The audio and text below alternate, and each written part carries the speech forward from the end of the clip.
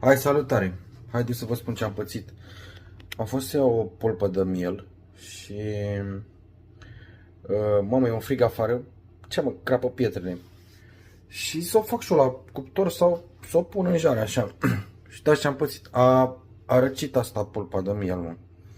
Și nu știu ce să-i fac acum, m-am gândit, dar am găsit o soluție. Haideți să vă arăt.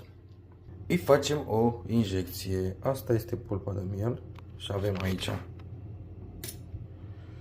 o seringă, așa, și ce să... trebuie să-i băgăm un antibiotic puternic, nu? Și avem aici niște usturoi cu sare și piper, îl zdrobim așa, punem puțin ulei de măsline și niște vin roșu. Și după aia îi băgăm direct în venă. Eu cred că o să facă bine. Cred că o să-și revină, nu? Pulpa.